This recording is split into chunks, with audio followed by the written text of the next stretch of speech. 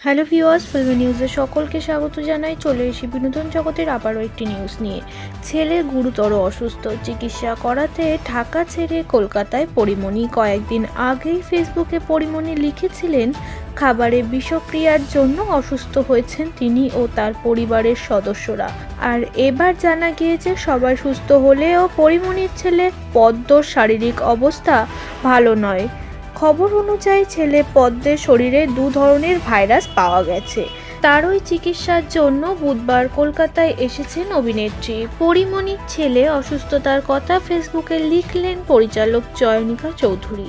পরিচালক লিখলেন, ever care হাসপাতালে 7 দিন থাকার পর ছেলের চিকিৎসার জন্য সরাসরি কলকাতার পথে পরিমণি।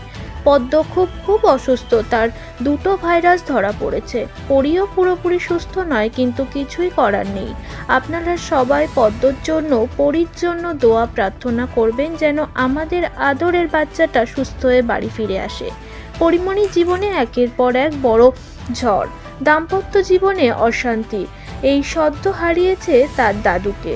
সম্প্রতি বরিশাল গিয়েছিলেন, সেখান থেকে ফিরে এসেই শরীর খারাপ পরিমণি ও তার ছেলের। পরিমণি ফেসবুকে লিখেছিলেন, শীতকালে সবাই খাবার দাবার বুঝে খাবেন, বিশেষ করে বাইরের খাবার, এতে ব্যাকটেরিয়া ভাইরাস, শীতের সময় এসব থেকে সেফ থাকা মুশকিল। বরিশাল থেকে ফেরার পথে একটা ফলের দোকান থেকে কিছু ফল কিনেছিলেন নায়িকা। বাসায় ফল খাওয়ার আগে যেভাবে সেগুলো ক্লিন করা হয় সেভাবে না করেই শুধু মিনারেল ওয়াটারে ধুয়ে খেয়েছিলেন বাবু। খুব অল্প পরিমাণ 2-1টা বাইটই নিয়েছিলেন, ব্যাস। বাচ্চা আর আমি, আমার পরিবারের সকলেই অসুস্থ। আমার বাসায় মোট 5 জন ফুড পয়জনিং নিয়ে 11 তারিখ রাত থেকে হাসপাতালে। সকলে সুস্থ হয়ে উঠলেও সুস্থ হয়নি পরীর একরত্তি ছেলে। বাচ্চার এই অবস্থাতে ভেঙে পড়েছে মা পরিমণি।